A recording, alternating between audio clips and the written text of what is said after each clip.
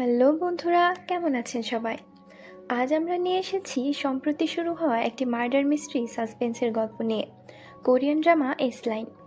S line হচ্ছে এমন একটা লাল রেখা যেটা তাদের মাথার উপরে দেখা যায় যারা জীবনে একবার হলেও শারীরিক সম্পর্কে গিয়েছে। আর এই লাল রেখা কানেক্ট করে দেখায় কাদের মধ্যে শারীরিক সম্পর্ক হয়েছে। মানে একজন ব্যক্তি কতজনের সাথে সম্পর্কে আছে তার সংখ্যা তার মাথায় লাল রেখার মাধ্যমে দেখা যায়। তো গল্পের শুরুতেই আমরা দেখতে পাই হিউন হোপ নামের একটি মেয়েকে, যিনি বহু বছর ধরে নিজেকে পৃথিবী থেকে বিচ্ছিন্ন করে রেখেছেন আর একটি অ্যাপার্টমেন্টে নিজেকে তালাবদ্ধ করে রেখেছেন। কারণ ছোটবেলা থেকেই হিউন লাল রেখা দেখার ক্ষমতা নিয়ে জন্মগ্রহণ করেন, যা তাকে বাকিদের থেকে আলাদা করে তোলে। হিউন যখন ছোট ছিল তখন সে কখনোই এই লাল লাইনগুলোর অর্থ জানত না। সে তার বাবা মায়ের মাথাতেও এরকম লাল লাইন দেখতে পেত আর সেগুলো সরানোর চেষ্টা করত। তবে সে কখনো তাদের বলতে পারতো না যে সে সাধারণ মানুষের থেকে আলাদা।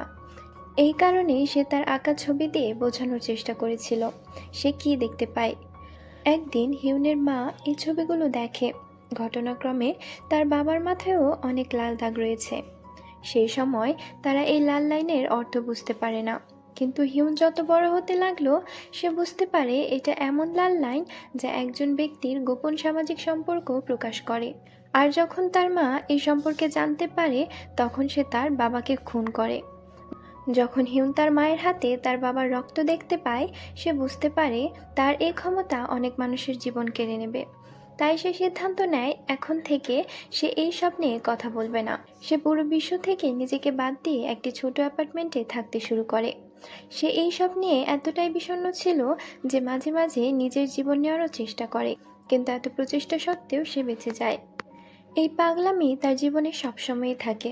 অবশেষে সে ভাবতে থাকে মানুষের মাথার ওপর এই লাইনগুলো কেন দেখা যাচ্ছে।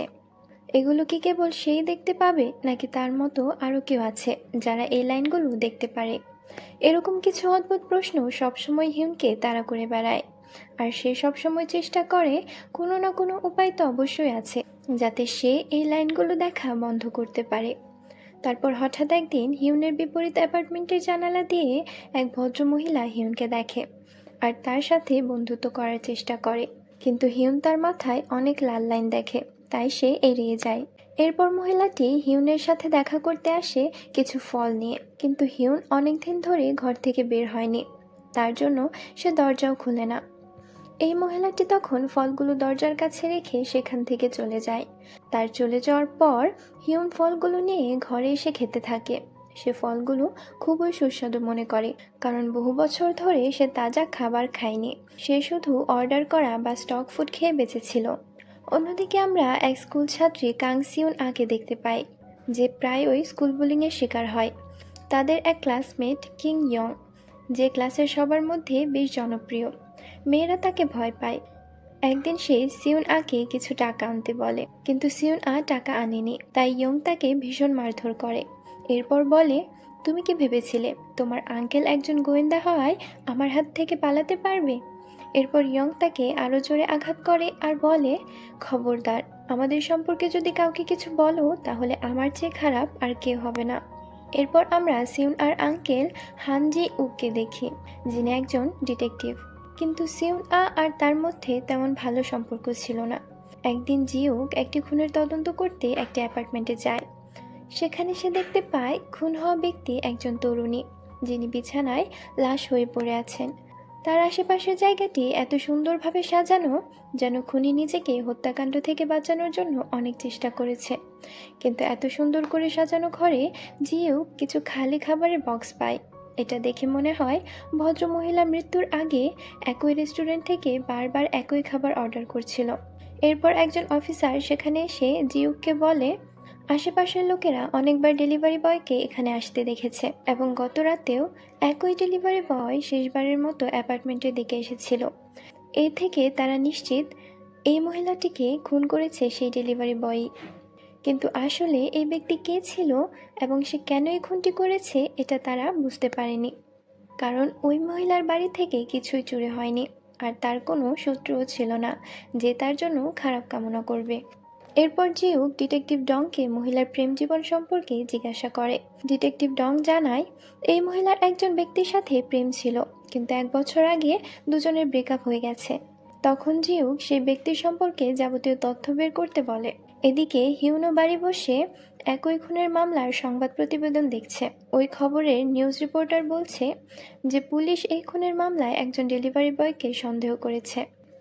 তারপর হিউন লক্ষ্য করে রিপোর্টারের পেছন থেকে একজন ডেলিভারি বয় যাচ্ছে, কিন্তু এটা দেখে সে হতবাক হয়ে যায় যে ডেলিভারি বয়ের মাথায় শুধু একটি লাল দাগ ছিল। আর হিউন আজকের আগে তার জীবনে কখনোই এমন ছেলে দেখেনি যার মাথায় কেবল একটি লাল দাগ আছে। হিউনের সন্দেহ হয় যে হয়তো এই সেই ডেলিভারি বয় যে খুন করেছে। তারপর সে লক্ষ্য করে যে সেই রেড লাইনওয়ালা ডেলিভারি বয় তার সামনের অ্যাপার্টমেন্টের দিকে যাচ্ছে। তাই সে তৎক্ষণাৎ পুলিশকে ফোন করলো, এটা বলার জন্য যে তারা যে ডেলিভারি বয়কে খুঁজছে সে হয়তো এখন তার সামনের বিল্ডিংয়ে আছে। কিন্তু পুলিশকে আর কোনো তথ্য দেওয়ার আগেই সে বুঝতে পারে যে ওই ডেলিভারি বয়টা ওই মহিলার বয়ফ্রেন্ড, যে মহিলাটি কয়েকদিন আগে হিউনের সাথে বন্ধুত্ব করতে চেয়েছিল, তাকে ফল দিয়ে গিয়েছিল। এখন সেই মহিলা আর ডেলিভারি বয় অন্তরঙ্গ হলে ডেলিভারি বয়ের মাথায় দুটি লাল লাইন দেখা যায়। পরের দিন আমরা দেখতে পাই জিউক বাড়িতে এসে দেখে সিউন অনেকদিন ধরে স্কুলে যাচ্ছে না। এবার সে জিউকের কাছে কিছু টাকা চায়। সেই সময় জিউকের কাছে যত টাকা ছিল সে সবই তাকে দিয়ে দেয়, কিন্তু সিউন আরও টাকা চায়। তখন জিউক জিজ্ঞেস করে, তুমি এই টাকা কেন চাও? এরপর তার মুখ এবং শরীরে আঘাতের চিহ্ন লক্ষ্য করে। জিজ্ঞাসা করে, কেউ কি তোমাকে আঘাত করেছে? কিন্তু সিউন তার প্রশ্নের উত্তর দেওয়ার পরিবর্তে তাকে খুব রুডভাবে বলে, তুমি আমাকে কত টাকা দিতে পারবে বলো, এবং সেখান থেকে নিজের রুমে চলে যায়। এরপরে যখন জিউক তার বারান্দায় দাঁড়িয়েছিল, তার চোখ যায় তার সামনের ভবনে হিউনের অদ্ভুত অ্যাপার্টমেন্টের দিকে।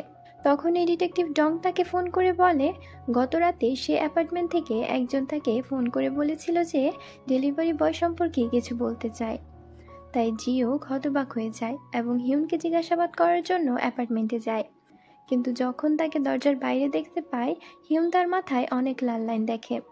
তাই সে এত ভয় পেয়ে যায় যে দরজাও খোলে না। তারপর হিউনের একজন প্রতিবেশীও এসে তাকে বলে এই মহিলা কখনো তার অ্যাপার্টমেন্ট থেকে বের হয় না, তাই তার থেকে কিছু জানা বা সাহায্যের আশা করা বোকামি। কিন্তু জিউক হার মানে না। সেই ব্যক্তি চলে যাওয়ার পর জিউক হিউনের থেকে সেই হত্যাকাণ্ড সম্পর্কিত তথ্য সংগ্রহ করার চেষ্টা করে। জিউক বলে হয়তো যদি সে তাদের সাথে সহযোগিতা করে এর ফলে কারো জীবন বাঁচানো যাবে। তখন হিউন দরজা একটু খোলে আর তাকে বলে, আমি রাতে ভুল করেছি। যে ব্যক্তি সম্পর্কে আমি পুলিশকে জানিয়েছিলাম সে আসলে সেই মহিলার একজন বয়ফ্রেন্ড ছিল। আসলে যে অ্যাপার্টমেন্ট সম্পর্কে হিউন বলেছে সেটা জিউকের ওপরের তলায়। এই কারণেই জিউক একটু হতবাক হয় এবং সেই ব্যক্তির সাথে সম্পর্কিত আরও তথ্য সংগ্রহ করার চেষ্টা করে, কিন্তু হিউন তো ভয়ে দরজা বন্ধ করে দেয়। রাতে যখন ডিটেকটিভ ডং এই মামলাটি নিয়ে জিউকের সাথে আলোচনা করছিল, তখন সে তাকে বলে যে মহিলাটির সাথে যার রিলেশন ছিল, মানে তার প্রাক্তন প্রেমিক, সেও ওই একই ভবনে থাকে আর জিউকের বাড়িও সেই ভবনেই। এটা সেই এলাকার আশেপাশে যেখানে ওই মহিলার খুন হয়েছে। যখন সে তাকে সেই ব্যক্তির ছবি দেখায় তখন জিউকের মনে পড়ে এই সেই ব্যক্তি আজ বিকেলে যার সাথে দেখা হয়েছিল হিউনের বাসার বাইরে। তখন দুজনে সিদ্ধান্ত নেয় যে সেই ব্যক্তিকে ধরে এনে জিজ্ঞাসাবাদ করবে, হয়তো কোনো ক্লু পেতে পারে। কিন্তু ঠিক তখনই জিউকের মোবাইলে একটি কল আসে। সে জানতে পারে তার বাবা, যিনি দীর্ঘদিন ধরে হাসপাতালে ভর্তি ছিলেন, তিনি হঠাৎ করে গায়েব হয়ে গেছেন।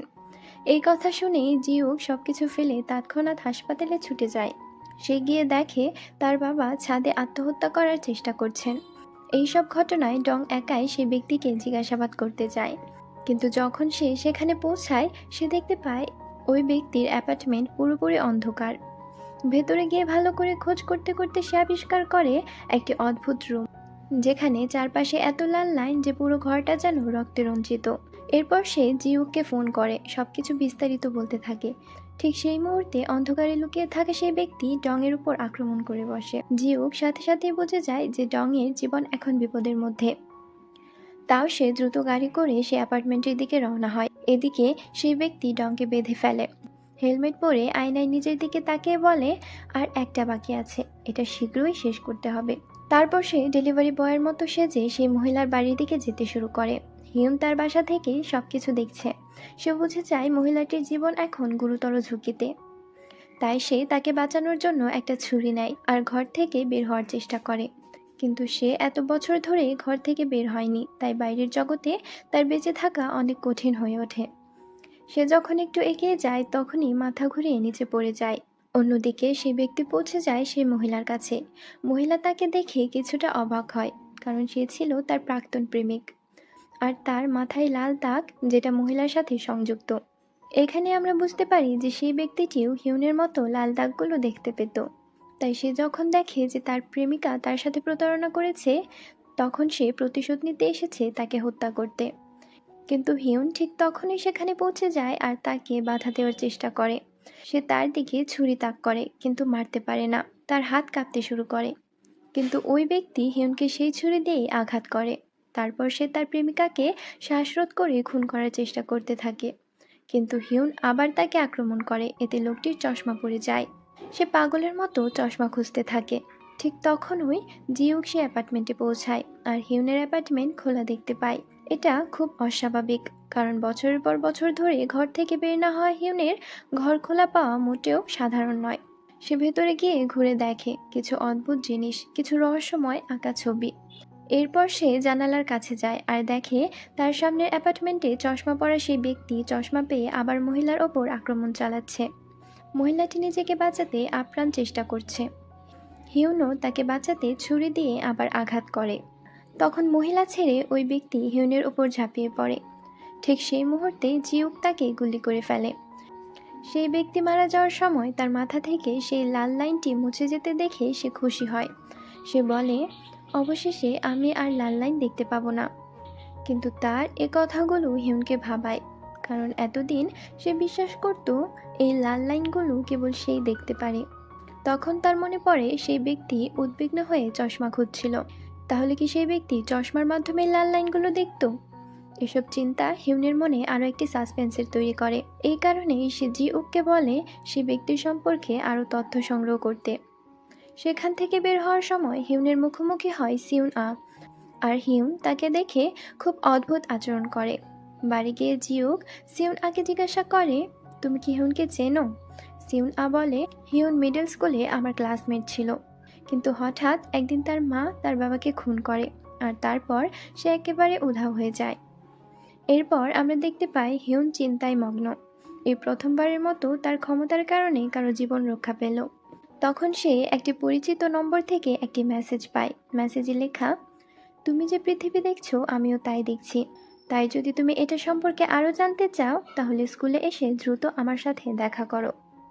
এসলাইন ড্রামার দ্বিতীয় পর্বের শুরুতে আমরা দেখতে পাই মেসেজ দেখার পর হিউন ভাবতে শুরু করে যে সে কি এই ব্যক্তির কথা শুনে ওই স্কুলে যাবে নাকি যাবে না।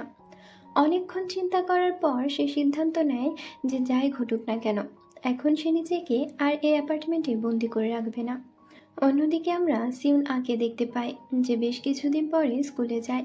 তখন সে দেখে ইয়ং এবং তার বন্ধুরা তার লকারে রাখা চিঠিটি খুঁজে পেয়েছে, যা সে তার ক্রাশের জন্য লিখেছিল। তারপর ইয়ং ইচ্ছাকৃতভাবে পুরো ক্লাসের সামনে তাকে নিয়ে মজা নেওয়ার জন্য সিউন আর লেখা চিঠিটি পড়তে শুরু করে। এটা সে একদম সহ্য করতে পারছিল না, তাই সে ইয়ং এর কাছ থেকে চিঠিটি নেওয়ার চেষ্টা করে, কিন্তু সে চিঠিটা নিতে পারে না। এরপর ইয়াং পুরো ক্লাসের সামনে তাকে মারতে শুরু করে। এর মধ্যে তাদের ক্লাস টিচার লি গিউজিন সেখানে চলে আসে। জিন এসে দেখে তারা দুজনে মারামারি করছে। এটা দেখে সে তাদের থামতে বলে, কিন্তু ইয়ং এরপরও থামে না।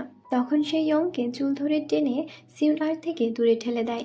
এরপর সে সিউন আকে স্টাফ রুমে নিয়ে যায় এবং তাকে বলে যে সে যেন ইয়ং এর বিরুদ্ধে কমপ্লেন করে, না হলে সে তাকে এভাবেই নির্যাতন করতে থাকবে।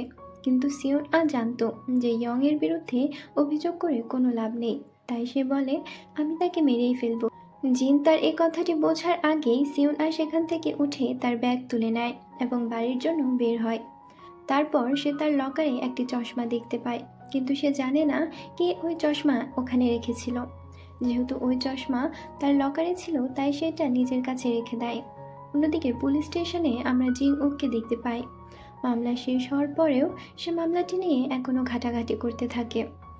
আর যখন ডং তাকে জিজ্ঞাসা করে সেটা কেন করছে, তখন জিং উক বলে, আমার কাছে বিষয়টা গোলমেলে মনে হচ্ছে। আমি বুঝতে পারছি না কেন সেই ব্যক্তি তার সব এক্স গার্লফ্রেন্ডদের খুন করতে চেয়েছিল। ডং তাকে বলে, আমার মনে হয় লোকটি একজন সাইকো ছিল। যখন তার এক্সট্রা তাকে ছেড়ে অন্য কারো কাছে যেত, সে হয়তো এটা সহ্য করতে পারতো না, তাই সে তাদের মেরে ফেলতো। জিং ওক বলে, ওই ব্যক্তি 1 বছর আগে হাই স্কুলের শিক্ষক ছিল, কিন্তু তার খারাপ আচরণের কারণে তাকে স্কুল থেকে বহিষ্কার করা হয়েছিল। এরপর জিং ওক আরো বলে, এসব তো 1 বছর আগের ঘটনা ছিল, কিন্তু এখন হঠাৎ তার কি মনে হলো যে সে তার সব প্রাক্তন প্রেমিকাদের খুন করছে? এই প্রশ্নগুলোর উত্তর পেতে জিং ওক আবারও তার বাড়িতে তদন্তের জন্য যায়। এবার সে অদ্ভুত লাল ঘরে গিয়ে সে জানার চেষ্টা করছে ঘরটা এমন কেন। অনেক সময় নিয়ে লক্ষ্য করার পরে সে বুঝতে পারে যে ওই ঘরে লাল রং করা ছিল না, সেখানে এত লাল লাইন টানা হয়েছে যার কারণে পুরো ঘরটি লাল হয়ে গেছে। এদিকে আমরা সিউন আকে দেখতে পাই। যখন সে চশমা পরে তখন সে তার মাথায় একটি অদ্ভুত লাল লাইন দেখতে পায়। সে সেটা ধরার জন্য অনেক চেষ্টা করে, কিন্তু এটা ধরতে পারছিল না। সে সে বুঝতে পারে না যে তার সাথে কি ঘটছে আর কেনই বা ঘটছে। এর মধ্যে জিং উকু ঘরে ফিরে আসে। যখন সিউন আ তার মাথায় এত লাল লাইন দেখে তখন সে খুব ভয় পেয়ে যায়। ভয়ে চিৎকার করে সে ঘর থেকে পালিয়ে যায়। তাকে এভাবে দৌড়তে দেখে হিউন অবাক হয়ে যায়। সে সন্দেহ করতে শুরু করে যে সিন আও কি কোনোভাবে মাথার উপর লাল লাইন দেখতে পাচ্ছে কিনা। সিউন আ বাড়ি থেকে বাজারে পালিয়ে আসে। সে সেখানে থাকা সবার মাথায় সে লাল লাইন দেখতে পায়, একটা দুইটা বা একাধিক। যখন সে একটা কাপলের দিকে তাকায় তখন সে দেখে কাপলের মাথায় থাকা লাল লাইনগুলো একে অপরকে কানেক্টেড করছে। এখন সে কিছুটা বুঝতে পারে যে এই লাল লাইনগুলো আসলে রিলেশনশিপ বা অ্যাফেয়ারকে নির্দেশ করে। একজন ব্যক্তির মাথায় যতগুলো লাল লাইন দেখা যায় তার মানে সে ততজনের সাথে সম্পর্কে জড়িত বা কোনো না কোনো সময় সম্পর্ক ছিল। আর যখন সিউন আ এইসব বুঝতে পারলো তখন সে জিং উককে আরো বেশি খারাপ ভাবতে শুরু করলো, কারণ তার মাথায় অসংখ্য লাল লাইন ছিল। পরের দিন সিউন আ বেশ আত্মবিশ্বাসের সাথে স্কুলে যায়। সে দেখতে পাবে সেখানে উপস্থিত সকল শিক্ষার্থী কারো না কারোর সাথে সম্পর্কে জড়িয়ে পড়েছে। এমনকি তার স্কুলের সকল টিচারদের মাথায়ও অনেক লাল রেখা আছে, শুধুমাত্র একজন বাদে। সিউন আর ক্লাস টিচার জিনের মাথায় কোনো লাল লাইন ছিল না, মানে সে এখনো পর্যন্ত কারোর সাথে সম্পর্কে জড়ায়নি। এরপর যখন তার চোখ ইয়ং এর উপরে পড়ে সেটা দেখতে পায় ইয়ং এর মাথায়ও অনেক লাল লাইন আছে, আর যার একটা লাইন আবার স্কুলের এক টিচারের সাথে কানেক্টেড। এটা দেখে সে হতবাক যে স্কুল শিক্ষকের সাথেও ইয়ং এর প্রেমের সম্পর্ক রয়েছে। যখন সিউন আ ক্লাসে যায় তখন সে দেখে অবশেষে হিউন আবার স্কুলে ফিরে এসেছে, কিন্তু সে এখনো এতটাই সংযত যে সে নিজের সম্পর্কে কাউকে পরিচয় ভালোভাবে দেয় না। অন্যদিকে আমরা জিং উককে দেখি, যে কিনা এখনো ওই ব্যক্তির কেস নিয়েই পড়ে আছে। ওই ব্যক্তির নাম জিউং মিন। মিন সম্পর্কে সে এখনো যাবতীয় তথ্য সংগ্রহ করতে থাকে। জিং উক লক্ষ্য করে যে মিন তার ছবিতে চশমা পরেছে, কিন্তু যখন জিং উক তার ডেড বডির সাথে থাকা জিনিসপত্র চেক করে তখন সে চশমা পায় না। তাই সে জিউং মিন সম্পর্কিত তথ্য সংগ্রহ করতে সেই হাই স্কুলে যায় যেখানে মিন বহু বছর আগে শিক্ষকতা করত। আর সেই একই হাই স্কুলে এখন সিউন আ পড়াশোনা করে। যখন জিং উক স্টাফ রুমে যায় সেখানে জিন ছাড়া আর কেউ ছিল না। জিন তো জিং উককে দেখে ভাবে সে মনে হয় সিউন আর বাবা, কিন্তু জিং উক বলে যে সে সিউন আর আঙ্কেল। জিং উক তাকে বলে যে সে জিউং মিনের ব্যাপারে তদন্ত করতে এসেছে। মিন মারা যাবার আগে তার এক্স গার্লফ্রেন্ডদের খুন করেছিল। এই কথা শুনে জিন অবাক হয়ে যায়, কারণ সে এটা আশা করতে পারেনি যে মিন কাউকে খুনও করতে পারে। জিং উক জিজ্ঞাসা করে মিন যখন এখানে টিচার ছিল তখন কি চশমা পরতো কিনা। জিন বলে মিন কখনোই চশমা পরে আসতো না। অন্যদিকে স্কুলের ব্রেক টাইমে আবার ইয়ং এর সাথে সিউন আর দেখা হয়। ইয়ং আ তাকে মারতে যায়, কারণ ইয়ং যে টাকা দাবি করেছিল সিউন আ সেই টাকা আনতে পারেনি। এরপর ইয়ং যখন সিউন আকে মারতে যায় তখন সে ইয়ং এর হাত ধরে ফেলে আর বলে যে এখন থেকে আমি তোমাকে আর টাকা দেব না। ইয়ং বলে, আমার মনে হয় তোমার জীবন তোমার কাছে আর প্রিয় না। ইয়ং এবার আবারও তাকে মারতে উদ্যত হয়, কিন্তু তখন হিউন চলে আসে আর ইয়ংকে বাধা দেয়। ইয়ং তখন সিউন আকে রেখে হিউনকে মারতে যায়, তখন হিউন ভয় পেয়ে পিছু হটে না, বরং নিজের সমস্ত শক্তি দিয়ে ইয়ংকে পাল্টা আক্রমণ করে। ইয়ং তাকে বলে, আমাকে ছেড়ে দাও, নইলে আমি তোমাকে ধাক্কা দিয়ে ছাদ থেকে ফেলে দেব। হিউনও তখন ইয়ংকে সাথে নিয়ে ছাদের কর্নার থেকে লাফ দিতে যায়। এতে ইয়ং ভীষণ ভয় পায় এবং বলে, দয়া করে আমাকে ছেড়ে দাও, আমাকে যেতে দাও। হিউন বলে, ঠিক আছে, কিন্তু আগে তুমি কথা দাও আজ থেকে আমাদের দুজনের সাথে ঝামেলা করতে আসবে না। ইয়ং রাজি হয় এবং এরপর তার দল নিয়ে চলে যায়। এইভাবে হিউন তো সিউন আকে ইয়ং এর হাত থেকে বাঁচায়, কিন্তু সিউন আ তাকে বলে, আমি কি তোমাকে বলেছিলাম যে তুমি আমাকে সাহায্য করো, তাহলে তুমি কেন আসলে মাঝখানে? হিউন তখন জিজ্ঞাসা করে, তুমি কি এখনো আমার উপর রাগ করে আছো? এখানে আমরা জানতে পারি যে তারা দুজনেই অতীতে সবচেয়ে ভালো বন্ধু ছিল, কিন্তু তারপর তাদের দুজনের মধ্যে কি হলো জানা নেই, দুজনের বন্ধুত্বের সমাপ্তি হয়ে যায়। কিন্তু আজ হিউন যখন সিউন আকে বাঁচালো, এরপর তারা আবারও বন্ধু হয়ে যায়। অন্যদিকে আমরা দেখতে পাই জিং ওক একটা বারে যায় যেখানে মিন প্রায়ই ড্রিঙ্কস করতে আসতো। জিং ওক সেখানে থাকা এক ওয়েটারকে মিনের ব্যাপারে জিজ্ঞাসা করে।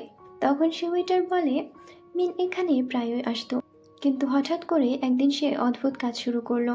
তাকে দেখলে মনে হতো সে নিজের সাথে কথা বলছে আর কিছু একটা গুনছে।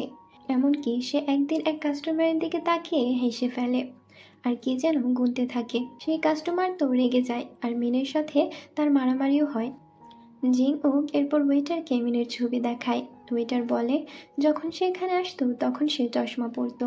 অপরদিকে আমরা রাতে মুখ লুকিয়ে ইয়ংকে সেই টিচারের সাথে দেখা করতে যেতে দেখি। সিউন আ তাকে ফলো করে, কারণ ইয়ং এর ওপর তার রাগ আছে, তাই সে তাদের দুজনের একসাথে ছবি তোলে, তারপর ছবি পাঠিয়ে ব্ল্যাকমেল করে। কিন্তু ভয় পাওয়ার পরিবর্তে ইয়ং বলল, তুমি হয়তো এটা ভুলে গেছো যে আমি এখনো নাবালিকা, তাহলে আমাদের এই সম্পর্ক প্রকাশ পেলেও সমস্ত দোষ টিচারের ওপর পড়বে, আর তাতে আমার কিছু যায় আসবে না।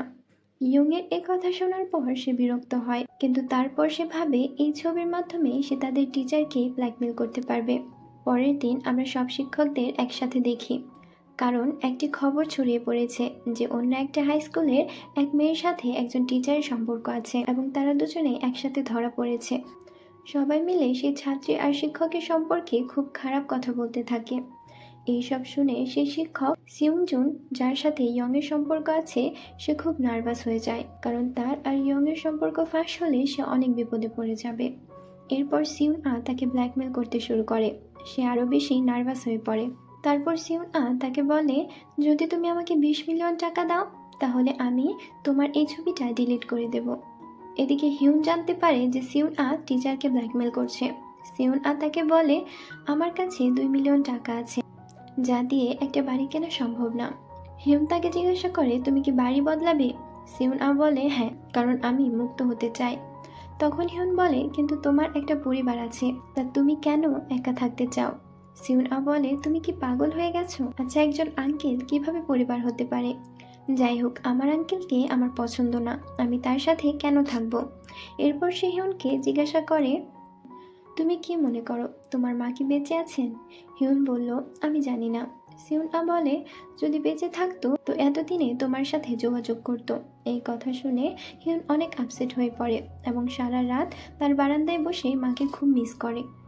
পরের দিন আমরা সিউং জুনকে দেখি যে ইয়ং এর সাথে খারাপ ব্যবহার করতে শুরু করে। যখন ইয়ং তাকে জিজ্ঞাসা করে, তুমি এমন কেন করছো, সে ইয়ংকে জিজ্ঞাসা করে, তুমি কি আমাদের সম্পর্কের কথা কাউকে বলেছো? ইয়ং উত্তর দেয় যে না। তারপর সিউং জুনকে জিজ্ঞাসা করে, সিউন আকি তোমাকেও ছবি পাঠিয়ে ব্ল্যাকমেল করেছে? সিউং জুন জানতো না যে তার একজন ছাত্রী তাকে ব্ল্যাকমেল করছে। এ কথা জেনে সে আরো বেশি রেগে যায় এবং সে ভয় পায় যে যদি তার স্ত্রী এটা সম্পর্কে জানতে পারে তাহলে কি হবে। সিউন আ এখন তার জীবনে খুব খুশি।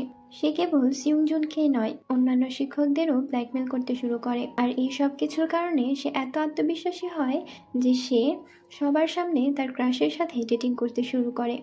হিউন হঠাৎ করে তার ভেতরকার এসব পরিবর্তন দেখতে পায়, তাই যখন দুজনেই ওয়াশরুমে ছিল তখন সে সিউন আগে সরাসরি জিজ্ঞাসা করে, তুমি কি এই চশমা পরলে লাল লাইনগুলো দেখতে পারো? সিউন আ তো অবাক হয়ে যায়। তারপর তাকে জিজ্ঞাসা করে, তুমিও কি ওই লাইনগুলো দেখতে পাও? হিউন বলে, হ্যাঁ। তারপর সিউন আ তাকে বলে, ঠিক আছে, তাহলে বলো আমার মাথায় কয়টি লাইন আছে। তারপর হিউন তাকে বলে যে তার মাথায় কয়টি লাইন আছে এবং ক্লাসের অন্য সকল স্টুডেন্টের মাথায়ও কয়টি লাইন আছে তাও বলে। এসব কথা শোনার পর সে হতবাক হয়ে যায়। হিউন তাকে বলে যে সে ইয়ং আর সেই শিক্ষকের ব্যাপারটাও জানে। হিউন তাকে বলে, আমি তোমাকে এই চশমা ফেরত দিতে পারছি না, কারণ এটা অনেক বেশি বিপজ্জনক। সে তাকে তার প্রতিবেশী সে খুনির মৃত্যু মনে করিয়ে দেয় এবং বলে সেই ব্যক্তিও এই চশমা পরেছিল। আর সেও এই লাল লাইনগুলো দেখতে পেত। এই কারণেই তার পরিণতি এত খারাপ হয়েছিল। কিন্তু সিউন তার কাছ থেকে চশমাটা নেওয়ার সময় বলল, সেটা আমার কাছে মোটেও গুরুত্বপূর্ণ নয়। আমি চশমাটা পেয়েছি, তাহলে এখন থেকে এই চশমাটা আমার। এরপরে আমরা দেখতে পাই অনেক চিন্তা ভাবনার পর সিউন মেসেজে বলে, আমি তোমাকে 20 মিলিয়ন টাকা দিতে প্রস্তুত। মেসেজটি দেখার পর সে খুব খুশি হয়। সে তার বয়ফ্রেন্ডের সাথে ঘুরতে বের হয়। এদিকে ইয়ং অনেক দিন ধরে তাকে অনুসরণ করছে, কারণ যখন সে ওই চশমা পরে ওয়াশরুমে ছিল আর হিউনের সাথে কথা বলছিল, সে তাদের দুজনের মধ্যে পুরো কথোপকথন শুনেছিল। সে কারণে সে সুযোগ পেয়ে সিউন আর ব্যাগ থেকে ওই চশমাটা বের করে। আর চোখে দিয়ে মানুষের ওপর লাল রেখা দেখার পর সে খুব এক্সাইটেড হয়ে ওঠে। এদিকে যখন সিউন বুঝতে পারে যে তার ব্যাগে চশমা নেই, সে সেই চশমাটা খুঁজতে শুরু করে। এখনো যখন সে চশমাটি খুঁজে পায় না, তখন সে হিউনকে ফোন করে আর রেগে বলে যে আমি জানি ওই চশমা তোমার কাছেই আছে, তাই তোমার জন্য ভালো হবে যে তুমি চশমাটা আমাকে ফেরত দাও। সে তাকে এই কথাটা বলে স্কুলের ছাদে দেখা করতে বলে। এরপর সে সিউংজুনের সাথে দেখা করতে যায়, কারণ সেই তাকে মেসেজ করে এবং স্কুলের ছাদে দেখা করতে বলে। সে গিয়ে তার কাছ থেকে 20 মিলিয়ন টাকা দাবি করে। তাই সিউংজুন তাকে বলে, দয়া করে এটি করো না। আমার একটি ছোট ছেলে ও স্ত্রী আছে। আমি আমার পরিবার নিয়ে খুব খুশি। দয়া করে আমার ঘর ভাঙবে না। কিন্তু সিউন রাজি হয় না। সিউংজুন বলে, আমার বেতন এত বেশি নয় যে আমি তোমাকে 20 মিলিয়ন টাকা দিতে পারি। সিউন বলে যে তোমার এটা নিয়ে ভাবা উচিত ছিল। সিউংজুন তার কাছে ক্ষমা চেয়ে বলে, তুমি যা বলবে আমি তাই করব এবং আমি যত তাড়াতাড়ি সম্ভব তোমাকে টাকা দিয়ে দেব, কিন্তু দয়া করে ছবিটি ডিলিট করে দাও। কিন্তু তারপর সে তার স্ত্রীর থেকে মেসেজ পায় যে সে তার সম্পর্কে সব জেনে গেছে। এটা দেখে সে খুব রেগে যায়। সে সিউনকে জিজ্ঞাসা করে, তুমি এটা কেন করলে? তুমি আমার স্ত্রীকে এই ছবিটা কেন পাঠালে? এদিকে হিউন দ্রুত সিউন সাথে দেখা করতে স্কুলে আসে। তখন সে দেখতে পায় যে সিউন ছাদের উপর থেকে নিচে পড়ছে। এইভাবে তার সবচেয়ে ভালো বন্ধুটি তার চোখের সামনে মারা গেল। হিউন অসহায়ভাবে কাঁদে। তৃতীয় পর্বের শুরুতে আমরা দেখতে পাই হিউন যখন চোখের সামনে সিউনকে স্কুল বিল্ডিং থেকে নিচে পড়ে যেতে দেখে, তখন সে অনেক আপসেট হয়ে যায় আর কান্না করতে শুরু করে। কিন্তু নিচে পড়ে যাবার পরেও সিউন লাল লাইনগুলো যখন গায়েব হয়ে যায় না, তখন হিউন বুঝতে পারে যে সে এখনো বেঁচে আছে। তাই হিউন দ্রুত সিউনকে নিয়ে হাসপাতালে যায়। যখন জিং ওক এই সম্পর্কে জানতে পারে, সেও তৎক্ষণাৎ হাসপাতালে আসে। সে সিউন এই অবস্থা দেখে কিছুটা বিরক্ত হয় আর হিউনকে জিজ্ঞাসা করে সে ওই সময় স্কুলে কি করতে গেছিল। হিউন বলে, আমি সিউন সাথে দেখা করতে গিয়েছিলাম আর সে আমাকে নিজেই ফোন করে স্কুল বিল্ডিংয়ে দেখা করতে বলেছিল।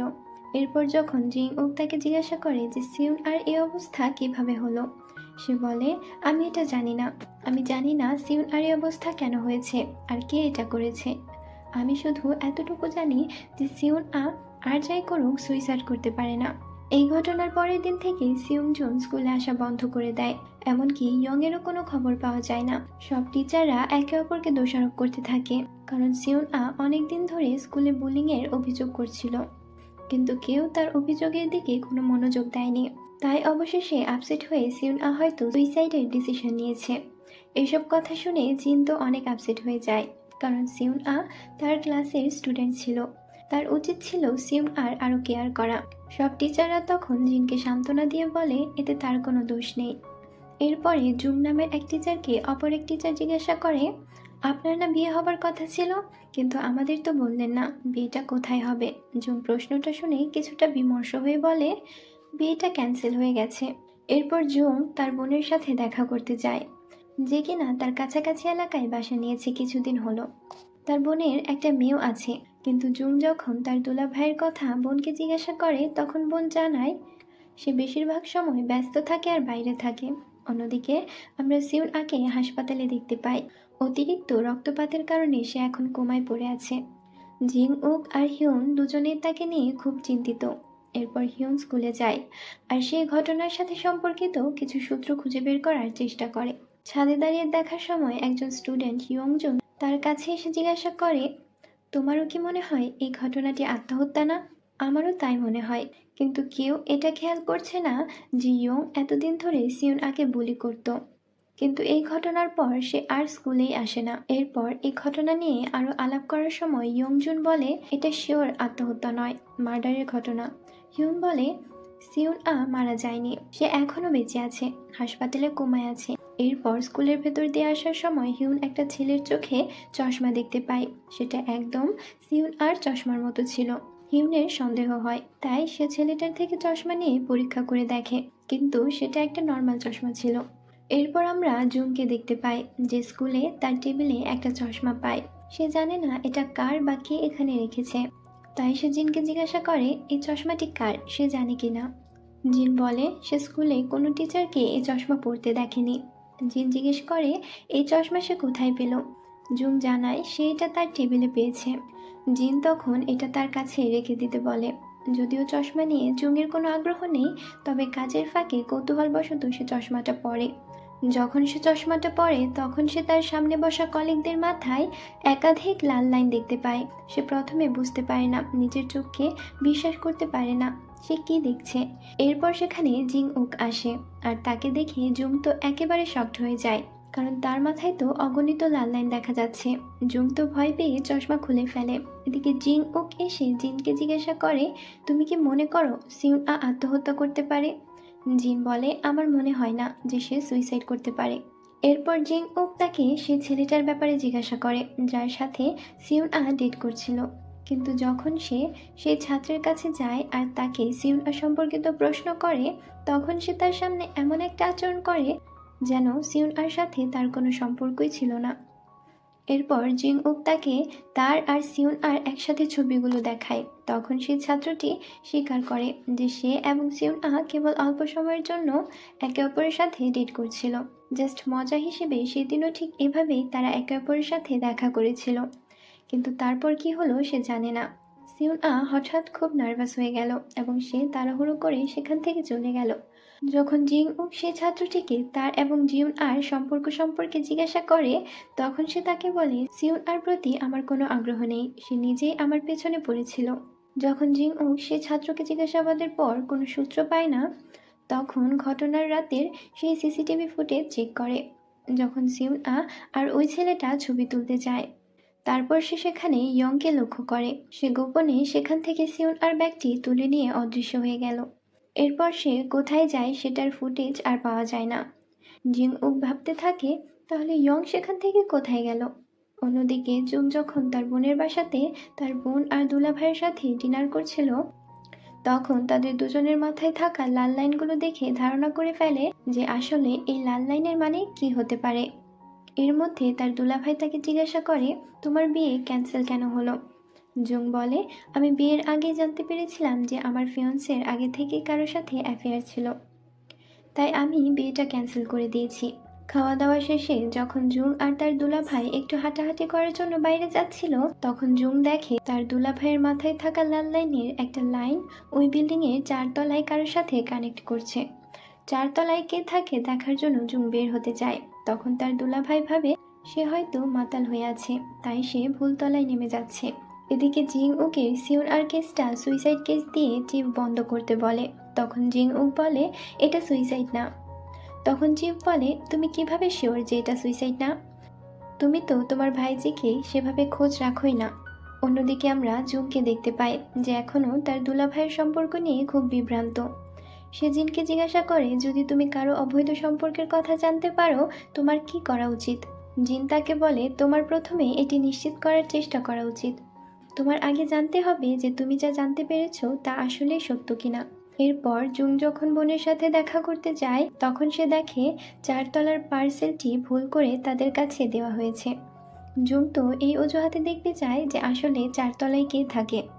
তখন সে দেখে 4র্থ তলার অ্যাপার্টমেন্টে থাকা মেয়েটি খুব সুন্দরী এবং অল্প বয়সী। সে তখন কলে কথা বলছিল দেখে জুংয়ের মনে হচ্ছে সে তার দুলাভাইয়ের সাথে কথা বলছে। এরপর জুং মেয়েটার ব্যাপারে যাবতীয় তথ্য বের করতে চেষ্টা করে। এরপর তাদের মায়ের মৃত্যুবার্ষিকীতে জুং তার বোনকে জিজ্ঞাসা করে যে সে তার স্বামীর সাথে খুশি আছে কিনা। বোন তাকে বলে সুখ এবং দুঃখ জীবনের অংশ, কিন্তু তোমার দুলাভাই বেশ ভালো মানুষ। তখন জুং তাকে বলে তুমি নিজের যত্ন নিচ্ছ না কেন। তোমার স্বামী অনেক টাকা আয় করে, নিজের ওপর খরচ করো এবং পার্লারে যাও এবং নিজেকে স্মার্ট বানাও, তোমার সাজসজ্জা পরিবর্তন করো। তার বোন এটা শুনে হাসতে শুরু করে এবং তাকে বলে যে তুমি অনেক বড় হয়ে গেছো, আজ মা তোমাকে দেখতে পেলে খুব খুশি হতো। তারপর আমরা জানতে পারি যে জুং এর মা তার বাবার অবৈধ সম্পর্কের কারণে তাকে ডিভোর্স দিয়েছিল। এরপর তার জীবন ছিল খুবই কঠিন এবং দুই সন্তানকে একা সামলাতে অনেক সংগ্রাম করেছিল তার মা, আর এভাবেই একদিন পৃথিবী ছেড়ে চলে গেল। এরপর জুং কাঁদতে কাঁদতে তার বোনকে বলে, তুমি জানো আমার ফিয়ন্সি চিট করার পর আমার কাছে ক্ষমা চেয়েছিল, আবার ফিরে আসতে চেয়েছিল, কিন্তু আমি তাকে ক্ষমা করিনি, কারণ তখন আমার বাবার কথা মনে পড়ে যায়, যাকে আমি ঘৃণা করি। এরপরে দেখা যায় সিউংজুন এবং ইয়নের সম্পর্কের খবরটা সারা স্কুলে ছড়িয়ে পড়েছে। এরপর একটি বিল্ডিংয়ের পার্কিং লটে গাড়ির মধ্যে সিউংজুনের ডেড বডি পাওয়া যায়। সাথে একটা সুইসাইড নোট ছিল, যাতে লেখা ছিল এটা সত্য যে ইয়ং এর সাথে গোপন সম্পর্কে জড়িত এবং সে জানে যে শীঘ্রই তার এই সম্পর্কটি প্রকাশ হতে চলেছে, তাই অপমানের ভয়ে সে আত্মহত্যা করেছে। কিন্তু এই সব দেখে জিং ওক বুঝতে পারে এটা সুইসাইড না, এটা খুন, কারণ সিউংজুনের ডেড বডি কিছুদিনের পুরনো ছিল। সেখানে এতদিন ধরে এটা যদি এখানে পড়েছিল তাহলে কেউ দেখলো না কেন? এরপরে জিং ওক স্কুলের পরে হিউনের সাথে দেখা করতে যায়। সে তাকে জিজ্ঞাসা করে, তুমি কি সিউন আর বন্ধু? তাহলে তুমি হাসপাতালে অনেকদিন ধরে তার সাথে দেখা করতে আসোনি কেন? হিউন কোনো উত্তর দেয় না। জিং ওক আবার তাকে জিজ্ঞাসা করে, তুমি তো বললে সিউন আ সুইসাইড করেনি, তাহলে তোমার কি মনে হয় সে রাতে কি হয়েছিল? সিউন আ কেন সে রাতে স্কুলে গিয়েছিল? হিউন এবার জিজ্ঞাসা করে, জিং ওক কি কোনো চশমা পেয়েছে কিনা? জিং ওক জিজ্ঞাসা করে, তুমি কোন ধরনের চশমার কথা বলছো? কিন্তু হিউন তাকে আগে সিউন আর চশমা খুঁজে বের করতে বলে। এরপর হিউন সব প্রশ্নের উত্তর দেবে। অন্যদিকে আমরা জুংকে দেখি, সে তার দুলাভাইয়ের পেছনে ফলো করতে করতে সিওলের একটি বিলাসবহুল রেস্টুরেন্টে পৌঁছায়, যেখানে সে দেখতে পায় যে তার দুলাভাই সেই 4 তলার মেয়েটির সাথে ডিনার ডেটে এসেছে, এমনকি তাকে দামি গিফটও দেয়। জুং তখন তার দুলাভাইকে ফোন করে দেখা করতে বলে, কিন্তু দুলাভাই জানায় সে একটা ইম্পর্ট্যান্ট মিটিংয়ে আছে, তাই দেখা করতে আসতে পারবে না। কিন্তু এরপর যখন সেই মেয়েটির সাথে দুলাভাই একটা হোটেল রুমে যায়, তখন সেখানে গিয়ে হাতে নাতে ধরে। সে রেগে তাকে জিজ্ঞাসা করে, তোমার সাহস কিভাবে হলো? তুমি আমার বোনের সাথে কিভাবে প্রতারণা করলে? জুং তো তাকে সতর্ক করতে থাকে, কিন্তু দুলাভাই উল্টো বলে, তুমি এসব করে তোমার বোনের ভালো করবে না। জুং তো এবার ওই মেয়েটাকে রুমে গিয়ে সব বলতে চায়, কিন্তু তার দুলাভাই তাকে আটকায় আর বলে সে একটু সময় চায়, সে আজই তার গার্লফ্রেন্ডকে ছেড়ে দেবে আর এরপর থেকে পরিবার নিয়ে সুখী দিন কাটাবে। জুং বলে, এটা তোমার জন্য ভালো হবে, যত তাড়াতাড়ি সম্ভব এসব শেষ করো, না হলে আমার চেয়ে খারাপ আর কেউ হবে না। এরপর একদিন জুং তার বোনকে শেষ বিদায় জানাতে চায়, কারণ সে দেশ ছেড়ে ইউরোপে যাচ্ছে। যখন সে স্কুল থেকে জিনিসপত্র নিতে যায় তখন সে আরো বিভ্রান্ত হয়ে পড়ে। সে ভাবছে তাকে তার বোনকে এভাবে ছেড়ে যাওয়া ঠিক হবে না। এইসব ভাবতে ভাবতে সে সেই মেয়েটার সোশ্যাল মিডিয়া অ্যাকাউন্ট চেক করে এবং যখন সে জানতে পারে যে মেয়েটি প্রেগনেন্ট, সে অনেক রেগে যায়। তাই সে সিদ্ধান্ত নেয় যাওয়ার আগে তার বোনকে বলা উচিত যে তার স্বামী অবৈধ সম্পর্কে আছে। জুং তাকে অনেক কল করে, কিন্তু সে তার ফোন রিসিভই করে না। এবং যখন সে তার বিল্ডিংয়ের বাইরে আসে, সে তার বোনকে গাড়িতে বসে থাকতে দেখে। সে ইচ্ছাকৃতভাবে ওই মেয়ের গাড়িতে অ্যাক্সিডেন্ট করছে। যখন সে তাকে থামাতে তার কাছে যায়, সে দেখে যে তার অবস্থা খুব খারাপ। সে বারবার একই কথা বলতে থাকে, কেন তুমি আমার সাথে এমন করলে? এরপর তার দুলাভাই আসে আর সে ওই মেয়েটার খেয়াল রাখতে যায়। জুং তো রেগে তাকে মারতে থাকে, কিন্তু তার বোন তাকে থামতে বলে। ওরা চলে যাওয়ার পর সে তাকে বলে যে সে আমার স্বামী নয়, সে ওই মেয়েরই স্বামী আছে, আর আমি তার সেই গার্লফ্রেন্ড যে সম্পর্ক সবার কাছ থেকে লুকিয়ে রেখেছিলাম। এখন তুমি তাকে এই সম্পর্ক শেষ করতে বলেছ, তুমি আমার জন্য সবকিছু ধ্বংস করে দিয়েছ। সত্য জানার পর জুং এর খুব খারাপ লাগে, সে তার বোনকে জড়িয়ে ধরে। অন্যদিকে আমরা জিং ওকে দেখি, যে এখনো সিউংজুনের সুইসাইড নোটটি দেখার সময় ভাবছিল যে সিউংজুন সুইসাইড করেছে এটা সম্ভব নয়। তারপর তার মনে পড়ে সানাও তো আত্মহত্যার চেষ্টা করে, তাহলে সেও সুইসাইড নোট লিখে যেতে পারে। সে তৎক্ষণাৎ তার ঘরটি চেক করতে চায়, কিন্তু সেখান থেকে কোনো সুইসাইড নোট পাওয়া যায়নি। একটি ডায়েরি পাওয়া গেছে। জিং ওক ডায়েরিতে অদ্ভুত ছবি আঁকা দেখতে পায় আর সেটা নিয়ে হিউনের কাছে আসে। জিজ্ঞাসা করে, তুমি কি এই চশমার কথা বলেছিলে? এটা কেমন চশমা? আর তোমরা এটা পরে কি দেখতে পাও? হিউন বলে, এই চশমা পরে আমরা এস লাইন দেখতে পাই। আর এখানেই আমাদের আজকের এই পর্বটি শেষ হয়। কমেন্ট করে জানাবেন এস লাইন ড্রামার এই পর্বগুলো আপনাদের কেমন লেগেছে।